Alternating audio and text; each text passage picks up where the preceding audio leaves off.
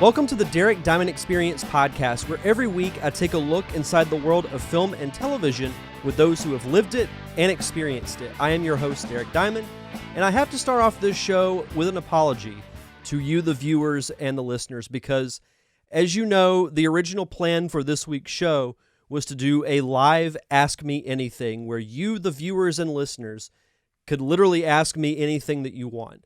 And it was to commemorate the 7-year anniversary of the show, which was last week. So a little bit late on that, but that's neither here nor there. Unfortunately, my work has been very busy this week. And for those who might be new to the show, my full-time job is I work in creative services for a minor league baseball team we have here in town called the Pensacola Blue Wahoos. And we're gearing up for baseball. It's going to be back after taking 2020 off. Due to the COVID-19 pandemic. The season's starting a little bit later than usual. It normally starts in early to mid-April, but we're going to be starting May 11th. But we do have other things going on at the stadium that has garnered a lot of time from all of us. So with working late most days over the past week, it's been difficult to do a show. So unfortunately, I was not able to do a live show this week. I want to do one very soon. I really want to do that Ask Me Anything show. I always have fun doing the live shows and interacting with you guys. But what I thought would be fun to do, and I've done this a few times that situations like this have happened, we're going to dive back into the archives of the Derek Diamond Experience with a previous interview that I did back in 2016 with musician Laura Hall, who you might know as the pianist from Whose Line Is It Anyway?, one of my all-time favorite shows. I've got so many fond memories of watching that show with my family. A source of so many laughs, tears of laughter, tears of joy. It's really one of the coolest and really a very innovative type of show because it's all off the cuff, other than the situations that the actors have to perform when they find out right at that exact moment. And Laura is one of the musicians that helped make the musical games happen. And people love those games. You know, songs like Song Styles, Hoedown, Irish Drinking Song. You know, people love those types of games. And Laura's music was very instrumental in making those games happen. So it was great getting to chat with her about her role on the show, how she got involved, growing up in Chicago around the improv scene. And it was fun to go back and listen to as well. And I'd love to chat with more people from that show because I respect what they do so much. And it's provided me with so many fun memories, you know, with my family watching that show. So this was fun to go back and listen to. And I know a few people have asked me this, and I'll say this real quick before we dive into the interview. But I've had a couple of people ask me my thoughts on the Snyder Cut of Justice League, Zack Snyder's Justice League, if you will. I have watched it, and on next week's show, I will be giving my review of Zack Snyder's Justice League. So be sure to come back next week for that. But for now, sit back and enjoy this fun conversation with musician Laura Hall.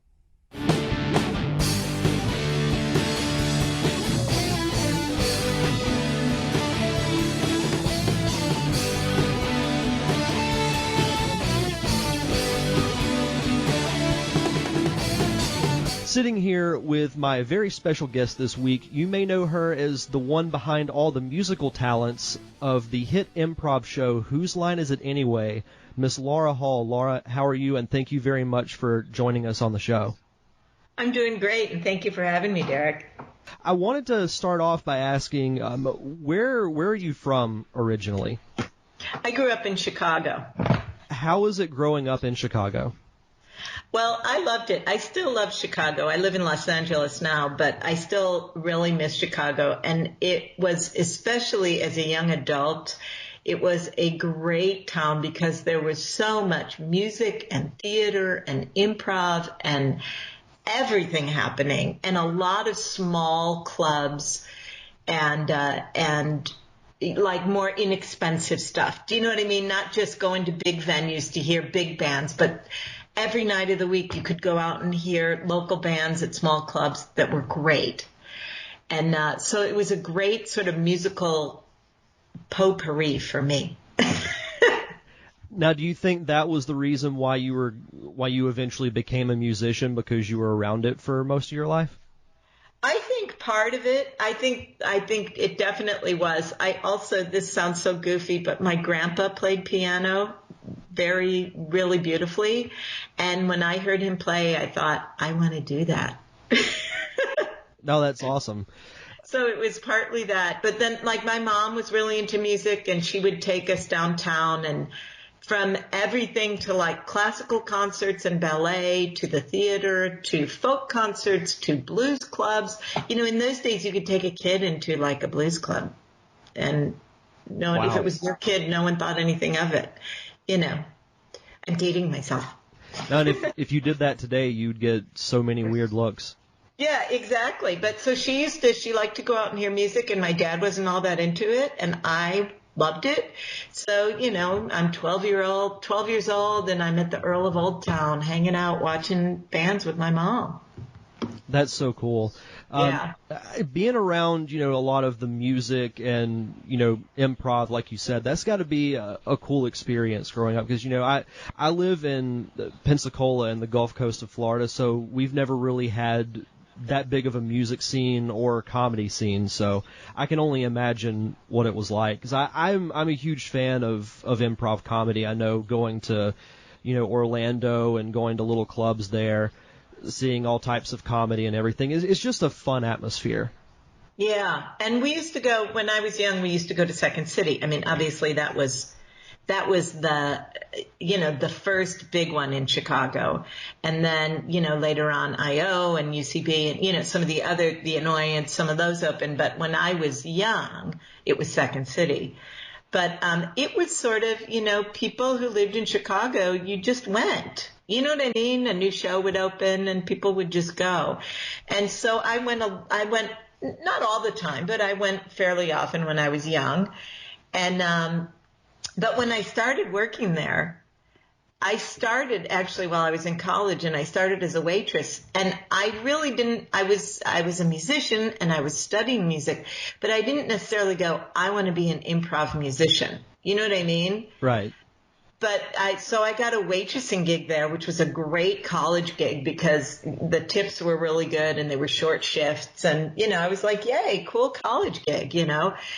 And Fred Cass was the man at the piano, and he kind of created the format of how to be a musician for improv, because he had been at Second City. I think he started in 62 or something.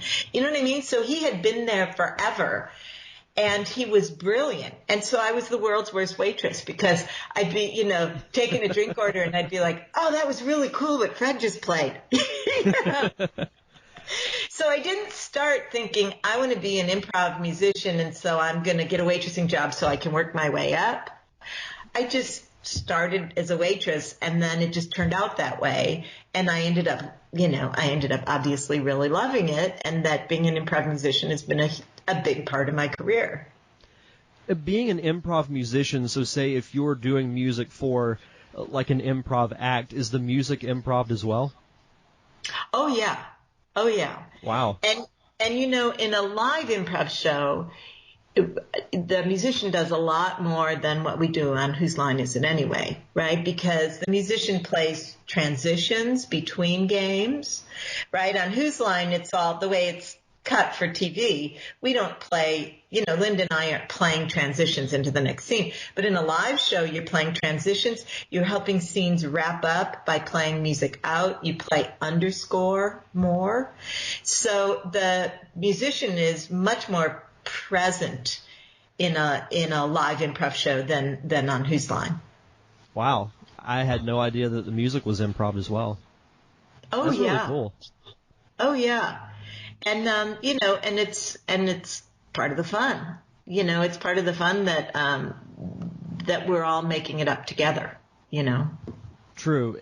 The whole improv thing is just such a great art form to me. Like, you know, I mean, we'll obviously get into Whose Line here in a second, but I remember Colin Mockery and Brad Sherwood were here in town several years ago when they were doing like their two-man tour. Mm-hmm. Don't they do a great great show. They do. They really do. And I remember hearing, several people behind me like, oh, there's no way that this can be, on the spot. It's not improv. It's all planned out. But by the end, they were believers, and they ended up loving the entire show. So it's just such a great art form. Yeah, but it is funny. It's almost like being a magician, like people start out going, oh, I'm gonna see how they do it, or something. You know what I mean? Like people go in with disbelief, but they still go to see it. And that's what I always find kind of interesting about improv. It's like people oftentimes start with disbelief, but when you see, suggestions being taken and audience members getting up there and they're interacting with audience members, unless you had like a whole bunch of shills, right? You know what I mean? It has to be improvised because the audience is shaping so much of it.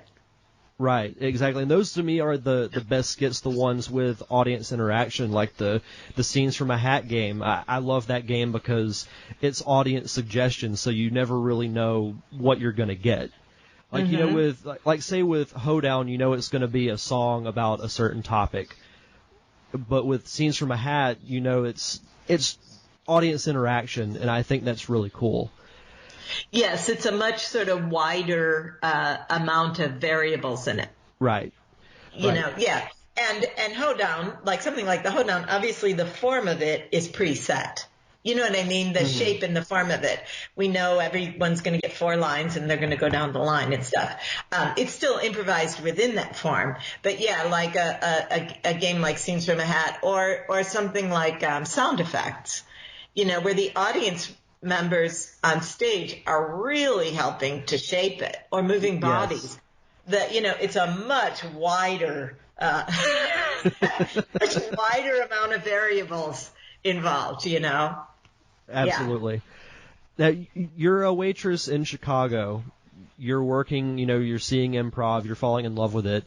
How do you transition from that into your career in music? Because you haven't just done Whose Line, you've done, you're in a band, you've done film scores, children's music. Like, what was the first musical thing that you got into, and how did you transition from being a waitress to that? Well, actually, even when I started at Second City, I had already been playing in bands and doing a lot of different things. I was writing songs, playing in bands. I would play for musicals. I would, you know what I mean? So I had already, before I did piano bar for a long time. That was my bread and butter gig for a long time. And in a weird way, all those varied things that I did before I started working at Second City actually really helped me as an improv musician, because I played in a lot of different contexts and different styles and different, you know what I mean, different formats. So I without realizing it, I had sort of been setting myself up to do improv, and then even while I was working at Second City, I was in bands, I was writing original musicals, I was doing other things, So it's never been, being an improv musician has been obviously the most visible part of my career, but it's never been the only part of my career. And so actually after Second City, and then my husband and I got married. Actually, we met at Second City in the tour bus. Awesome. We toured together. Yeah. So after we got married, and he's an actor, after we got married, we decided to move to LA and sort of give it a try. He got a series and he was like, let's go. And if the series doesn't last, we'll see what happens. We'll give it a couple years. That was several years ago. But when we came to LA, I thought, I'm going to focus on other things. So I took classes in film scoring and other things, and I formed I've been in different bands. I did all sorts of different things. I was, again, writing improvised musicals and all sorts of stuff. And then I got the call for Whose Line. And it was actually a friend of mine that I knew from Second City in Chicago who had been hired as a producer on the American Whose Line that recommended me. So it kind of all just kept happening organically. You know what I mean? Like it all, in a way, I feel like all of it feeds all of it.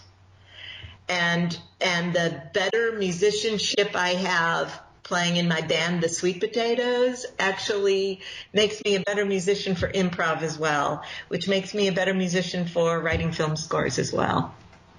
Isn't it awesome when all of that stuff just feeds into each other and makes it so much better? Yeah. And it's interesting. This is a good example. A friend of mine called and said, the TV show Gotham is looking for a piece of music. It has to be 1930s French cafe style music. They need us to record the track tonight and they'll place it tomorrow. And I went, okay. And we're recording it. And, the guy who's engineering is like, how do you know how to play this?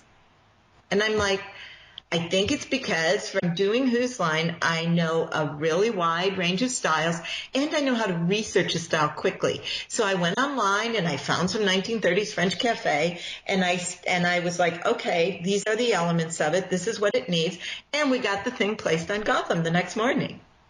So there's something about the way that I have learned to approach styles and how does a piece of music tick. Does that make sense? Yes, it does. No, that's a good explanation. Yeah. So it again, it's like what I do on Whose Line has fed what I did in that instance. That got us this placement on Gotham. And it all sort of. I always feel like everything you do creatively kind of feeds the artist that you are. I totally agree with that. No, I think that's awesome.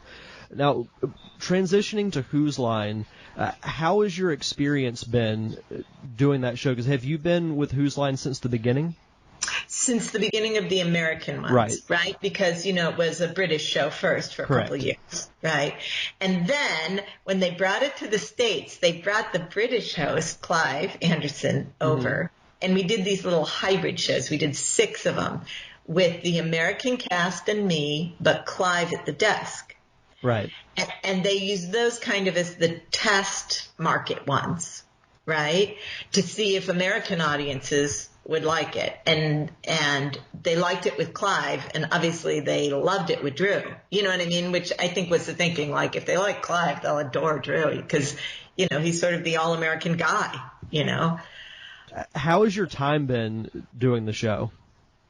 Oh, it's been the most fantastic thing in my life, in my career, and I loved it when we worked on ABC, and then we had all that time off, and I focused more again on some other things, and now we're back on the CW, and I love it again. They're great people to work with. The taping of the tapings go really fast. So we don't, it's not like we're working year round by any stretch of the imagination. We work last year. We had 10 tape days, which translates into about 25 days of work. And that's the whole year. I've always wondered how the recording process of that show works. Yeah, so the way we do it is we play a whole bunch of games, sometimes as many as like 25 or 28.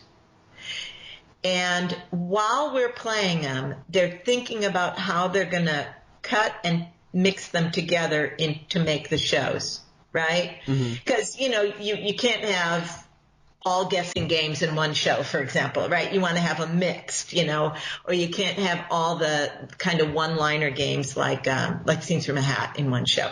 So we're playing all these games, and they're thinking, oh, we could take this greatest hits and put it with this, you know what I mean? So we're tape. We always get at least 2 shows out of it. Fairly often we get 3, and on a few occasions we've gotten 4. Out of one night of taping. So it really is first of all, it's a super cost-effective way to do a show. Oh, absolutely. But it also, the energy of it, you just kind of, it's like you get rolling and we're just rolling, And then, so while we're doing it, we're just playing the games, but the producers are thinking as we go about how they're going to put it together. And then at the end, we go back and we do some more show intros, right? Because we need a new intro if we're going to get 2 or 3 episodes out of it. And then different transitions too, because it may be that we recorded, Party Quirks going into newscasters, but they're not going to be next to each other in the television show. So then we do all these intros over again. And that's our tape day. It's a really long day. From the time we get on stage till the time we're done is about 5 hours. Wow. Yeah. And the audience is there for like 7 or 8, and some of them get in line. So they've been there since like 10 in the morning, and we don't finish it till 10:30 at night. They're like the best audiences ever, that they have that much energy and enthusiasm for that long, I think seeing that energy from the fans and seeing how long that they wait for you guys to perform, that's got to be a little bit of a motivator. Oh, it totally is. It totally is. And, it is interesting because, when you're doing a live improv show, your energy goes 100% to the audience, right? Because that's it. We're doing a show where the energy has to go to the camera and the audience, right? We have both there in the room with us. And it really makes a difference when we have a good audience, because it really ups everything, and when we have a good audience, it really does make it just sort of feel like it's rolling along. You know what I mean? Like we get going and then we're like a steamroller and we're just going. Being on the show for as many years as you have been, what are some of your personal favorite moments from your time on the show? Okay, my very favorite, hands down, is we were doing a Three-Headed Broadway Star, which is a word at a time song, right? Each singer is supposed to get one word. Mm-hmm. And Drew was one of the singers. And the song was going really well, like stunningly well. And it sort of got to a place where there was like I did a big swell in the music, like we were going to go to a big emotional bridge. And it was Drew's turn to say a word, and he sang, "Won't you take me on a ride?" And then went, "Oh." I remember that one. But it was so genuine, like it was just, he was sort of swept along with it, But then he realized, and then he started laughing and could not stop laughing for the entire rest of the song. And he has like the best laugh in the world. Once he gets going, he's just, so it was so fun because they would each sing their word and then he would laugh, for the rest of the song. It was great. He just has a really infectious laugh. He does, and it's so genuine. He's a guy who loves to laugh. On the tour bus, he's thrilled if someone says something. You know what I mean? Like sometimes people talk about comedians being so competitive and stuff. He is not that way at all. As long as everyone's having a good time, he's happy. You know what I mean? It's not all about him. Right. Why do you think the show is as popular as it is? Because, I was telling you off air, it's my all-time favorite show just because it's so fun and it's something you can sit down. You don't have a story you really have to follow. You can just sit down and laugh. And I think laughter is such a great thing. Why do you think the show is as popular as it is? I think exactly what you said is a big part of it, that you don't have to have been following a storyline, right? So anyone can jump in at any time, and there's something nice about that. You don't have to worry about where are we in the story and do I know why this character's doing this. I think also, with especially the ABC ones, I meet so many people who say, I grew up watching that show. My whole family watched that show together. Me and my dad used to, you know what I mean? Like I hear that over and over.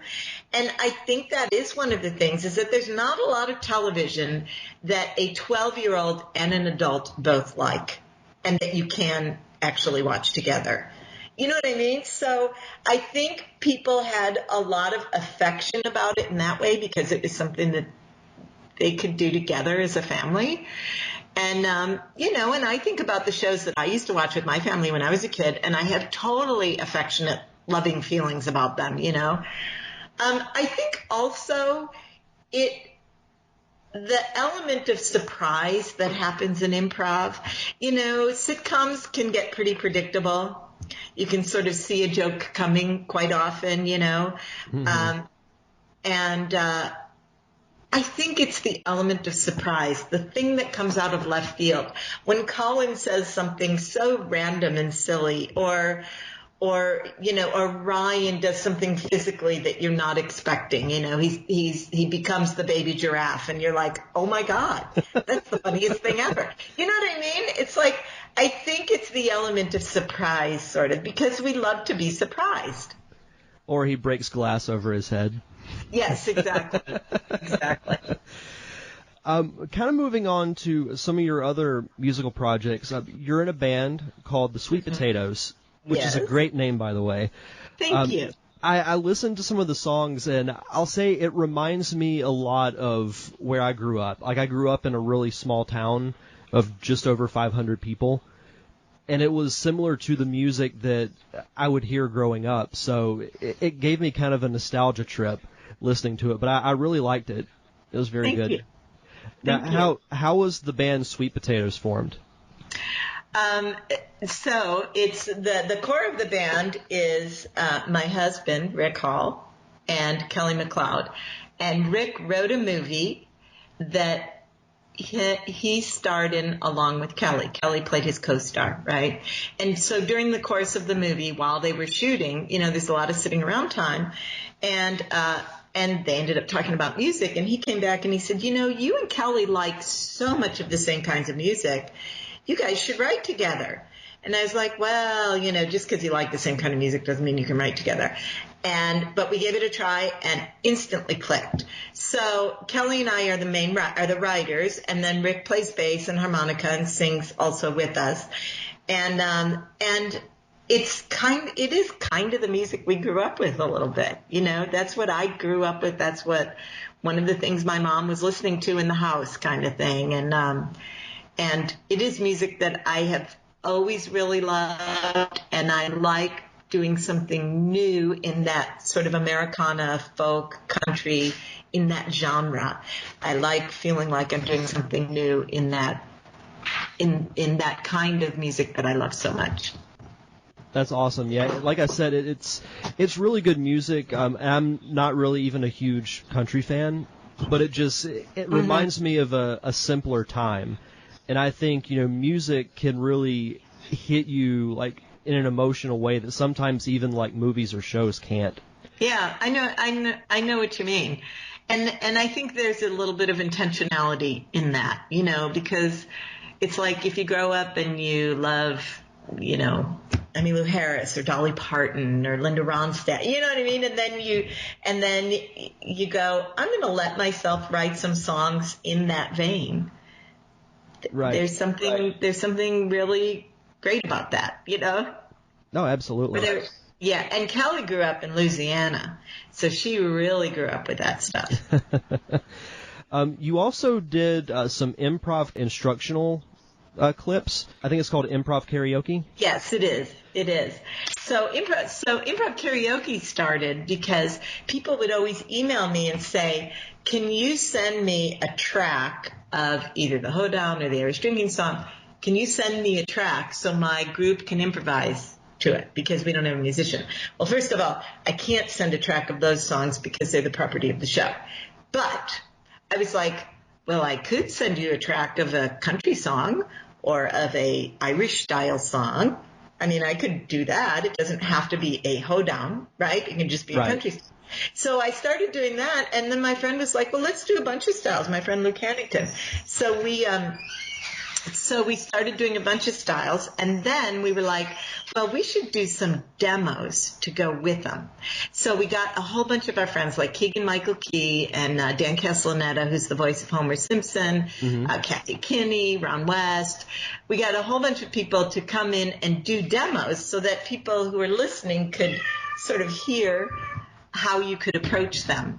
And so it's a 2 CD set. We do some instructional stuff. There's the demos. And then on the other CD, it's just the tracks by itself so people can make up their own songs. And people who don't have a musician to work with but want to do music improv, it can be a good solution for them, either for a show or for a class or even, a chance to work out, get extra workout when your musician's not around. Cool. Very cool. You also wrote the score for the movie that your husband was in. I believe it was called Slice of Pie. Yes. How was writing a film score, like how different was that than doing, say, Whose Line Is It Anyway? Well, writing a film score is it's interesting because it's so meticulous. Are you hearing my cat in the background? Yeah, but it's okay. It's very meticulous, because you're lining things up to go with pictures. So it starts exactly here when the car pulls out of the driveway, and then it ends exactly here when he kisses her or whatever, So it gets very specific, and you're trying to get the music to all line up really exactly. So in that way, it can feel sometimes really, it's far more structured, obviously, than, right. Especially if you're playing a game like Greatest Hits, it goes as long as it goes. You're following and you're leading at the same time. It's all of that. But I do and I've scored some other films since then. I just went to a screening of one that I finished this last month. I do use improv when I'm first trying to sort of get a feel for what can go with a cue. If we know we want the music to be in a certain spot, I'll just improvise over it on the piano and start to get a feel. And then I might go, oh, that doesn't work so good. Let me try it again, So they are related in some ways, but then film scoring gets so much more technical. Film scoring, you write it out, and then maybe you might need to hire a clarinet player to do a part, so you write out their part, and then you layer it on, and then you mix it, and then there's post and all that. It's so many more steps. And the thing of improv of just like doing it, and then the moment's done. There's something really fun about that. Oh, absolutely. Now, are there any other type of like musical projects that because I know you've done children's music, you've done some of your original music as well, correct? Yes. And I just finished, I'm super excited. I just finished writing a book. Oh, cool. It's coming out October 18th, so in another week or two, about being a musician for improv, like what I do on Whose Line. Because what I found is my husband and I teach workshops in doing the singing side of music improv. And we travel all over the country and Canada, and we do these workshops, and people really like them. But I will get people saying, how do you teach a musician? Like, say, we got a musician who wants to do this with us, but we don't know how to teach them. What is it? What's involved? How do you explain it to them? Or I'll meet a musician who says, I'd love to do this, or I'd love to get better at it, but I don't really know how. So then I actually did I did a podcast with this guy named Bob Baker, and he's written several books. And at the end of it, we were like, we should write a book together. So and he's done a lot of improv himself, and he's a musician also. So we wrote this book, The Improv Comedy Musician, and it's exactly for what is it that you do for a live improv show? How does the musician approach it? How do you accompany the singers? How do you do the transitions between scenes? How do you underscore? And it gets really specific. And then also there's stories from Whose Line in it too. Oh, absolutely. Absolutely. You said that comes out the 18th? October 18th, yes. Fantastic. Besides that, do you have any like upcoming shows with your band or anything that you'd like to plug? Well, we do have some local shows coming up. November 4th, we're playing at a local club called Republic of Pie. And we do that once a month, the first Friday of every month, and we'll do it the first Friday of December also. And Rick and I are going up to Toronto at the end of this month, and we're going to teach up there at Second City, Toronto. So that will be fun. What is one piece of advice for anyone who wants to get into music? Like, what is one piece of advice that you could give? I would say I'll give you two. Okay. And I got these as a young musician, and they were really helpful to me. One is, whenever you get a chance, play with people who are better than you, because you will do your best to rise to the occasion, and you will learn from playing with people who are really good. So even though it can be intimidating, if you ever get invited to, say, sit in with a band of more experienced musicians, or work with say you're a piano player and you get a chance to work with a really accomplished singer or something, and you go, oh, I might not be good enough, do it anyway, because your bar will be raised by their bar being raised. That's one. And the other is that you get hired to be a musician not only because of your chops and your musical skills, but also because you're easy to work with, because you show up on time, because you're a good listener, because you don't let your ego get in the way of the music that's being made. All those other things, because you're helpful, because you're considerate, because you are able to take criticism and not flip out. You know what I mean? All those things are the reason that people want to hire you and then hire you again and again. And that was a strange one for me to learn when I was 19, because I was thinking it was all about how good you played. And it is about how good you play, but it's about a lot more than that too. You always got to have a good attitude. Yeah. And there are a lot of great musicians out there. You know what I mean? There are better piano players than me. But so what else do I bring to the table? Versatility.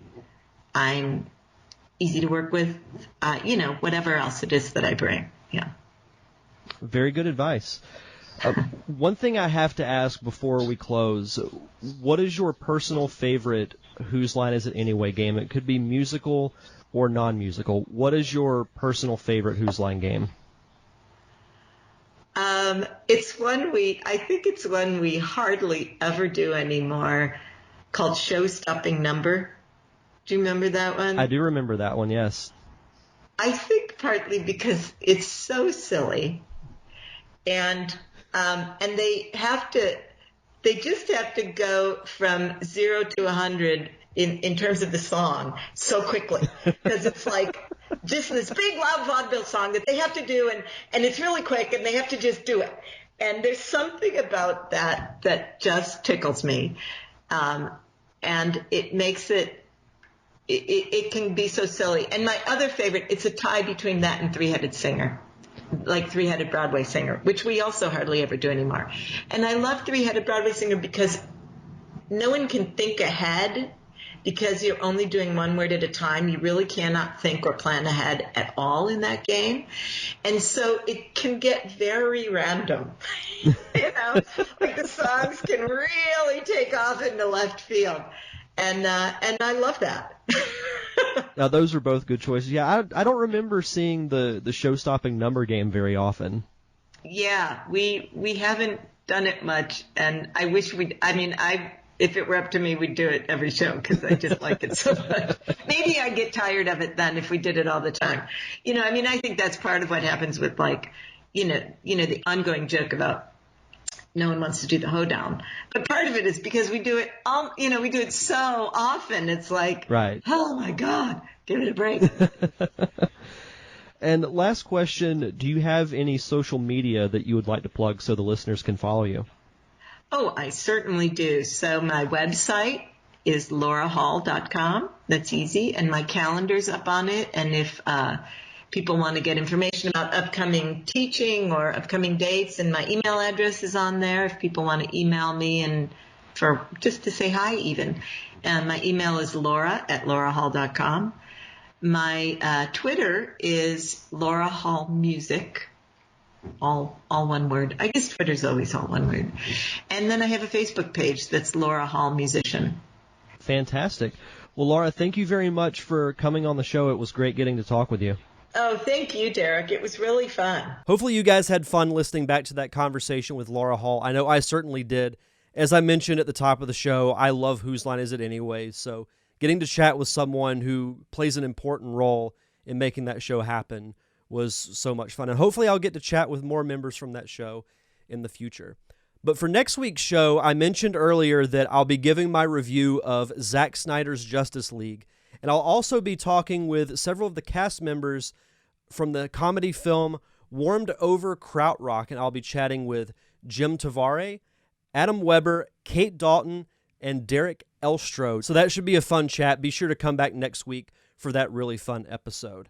But until then, you can check out past episodes of this show on Apple Podcast, Stitcher, Spotify, anywhere you get your podcasts. Just search for The Derek Diamond Experience. And if you could, please leave a review. The more reviews I get, the more visible I become to the podcasting public. You can also find the shows on YouTube. Just search for Derek Diamond. You can also find me on Patreon at patreon.com/DDiamondPodcast. And of course, thank you to my close friends, the Unicorn Wranglers, for providing the theme music for the podcast. You can check out all their music on Apple Music, Google Play, and Spotify. That's going to do it for this week's show, so enjoy the rest of your week. Have a safe and fun weekend. Thank you for tuning in to another awesome episode of the Derek Diamond Experience. I am your host, Derek Diamond, and we'll see you guys back here next Thursday.